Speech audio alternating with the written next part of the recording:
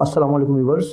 आज की वीडियो में हम फर्स्ट ईयर बायोलॉजी से चैप्टर नंबर 13 के एमसीक्यू डिस्कस करेंगे और चैप्टर का नाम हमारे पास है इम्यूनिटी। तो चलिए स्टार्ट करते हैं।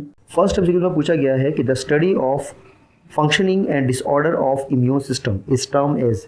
तो इस एमसीक्यू में पूछा गया है कि जो इम्यून सिस्टम के फंक्शंस है और डिसऑर्डर्स है तो इसके स्टडी को हम क्या कहते हैं। तो फर्स्ट ऑप्शन हमारे पास है इम्यूनिटी, सेकेंड ऑप्शन हमारे पास है इम्यून रिस्पॉन्स, थर्ड ऑप्शन हमारे पास है इम्यूनोलॉजी और फोर्थ ऑप्शन हमारे पास है all of this.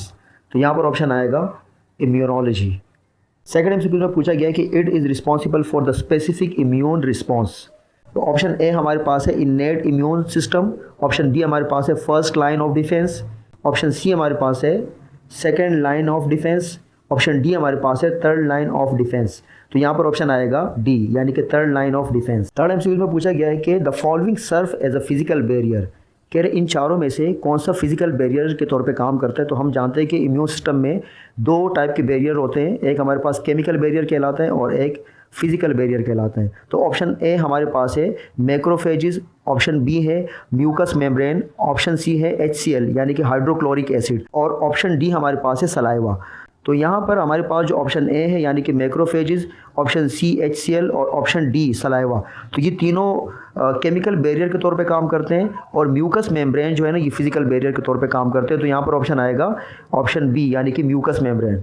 MCQs number 4 में पूछा गया है कि और digestive track consist of what kinds of barrier. तो हमारे डाइजेस्टिव ट्रैक के अंदर कौन से बैरियर पाए जाते हैं।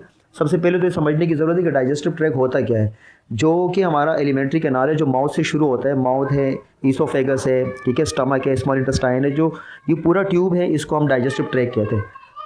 तो पूछा गया है कि इनमें कौन सा बैरियर पाया जाता है। तो ऑप्शन ए हमारे पास है फिजिकल बैरियर, ऑप्शन बी है बायोकेमिकल बैरियर, ऑप्शन सी हमारे पास है बोथ यानी कि फिजिकल एंड बायोकेमिकल बैरियर और डी ऑप्शन हमारे पास है नॉन ऑफ दिस। तो यहाँ पर ऑप्शन आएगा सी यानी कि बोथ।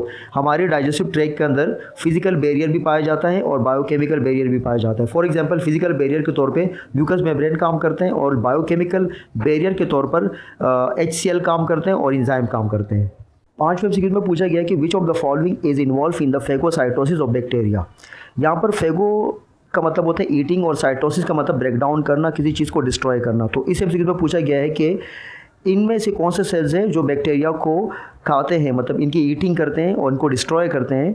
तो ऑप्शन ए हमारे पास है न्यूट्रोफिल, ऑप्शन बी है मैक्रोफेजिस, ऑप्शन सी है बोथ यानी कि न्यूट्रोफिल्स एंड मैक्रोफेजिस और ऑप्शन डी हमारे पास है नॉन ऑफ दिस। तो यहाँ पर ऑप्शन आएगा ए यानी कि न्यूट्रोफिल। एमसीक्यूज नंबर 6 में पूछा गया है कि it is not involve in the antigen presentation. तो ऑप्शन ए हमारे पास है मैक्रोफेजिस, ऑप्शन बी है डेंड्राइटिक सेल, ऑप्शन सी है न्यूट्रोफिल, ऑप्शन डी है बोथ यानी कि ए एंड बी यानी कि मैक्रोफेजिस एंड डेंड्राइटिक सेल। तो यहाँ पर ऑप्शन आएगा सी यानी कि न्यूट्रोफिल। 7th एमसीक्यू में पूछा गया है कि the type of receptor exhibited by all nucleated cells other than macrophages is. Option A हमारे पास है MHC1, ऑप्शन बी हमारे पास है MHC2, ऑप्शन सी हमारे पास है बोथ, ऑप्शन डी हमारे पास है TCR। तो यहाँ पर ऑप्शन आएगा ए यानी कि MHC1 और MHC का फुल फॉर्म होता है मेजर हिस्टोकम्पैक्टिबिलिटी कॉम्प्लेक्स। एमसीक्यू नंबर 8 में पूछा गया है कि any foreign substance that can elicit the immune response is called. तो ऑप्शन ए हमारे पास है एंटीबॉडी, ऑप्शन बी हमारे पास है एंटीजन, ऑप्शन सी हमारे पास है बोथ यानी कि ए एंड बी और ऑप्शन डी हमारे पास है एंटी हिस्टामीन। तो यहाँ पर ऑप्शन आएगा बी यानी कि एंटीजन। एमसीक्यू नंबर 9 में पूछा गया कि the type of immunity through the transfer of antibodies from the mother to their foetus is. तो इस एमसीक्यू में पूछा गया कि जो मदर बॉडी से एंटीबॉडीज जाती हैं फीटस की बॉडी में तो किस इम्यूनिटी के जरिए जाती हैं। तो यहाँ पर ऑप्शन ए हमारे पास है natural active immunity, option B हमारे पास है natural passive immunity, option C हमारे पास है आर्टिफिशियल एक्टिव इम्यूनिटी और ऑप्शन डी हमारे पास है आर्टिफिशियल पैसिव इम्यूनिटी। तो यहाँ पर ऑप्शन आएगा बी यानी कि natural passive immunity. 10th and last MCQ में पूछा गया है कि antibodies are secreted by.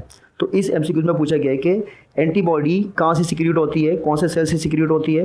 Antibodies का मतलब यहाँ पर ये है कि हमारी बॉडी में कुछ प्रोटीन होती है जो कि बीमारियों से लड़ती हैं।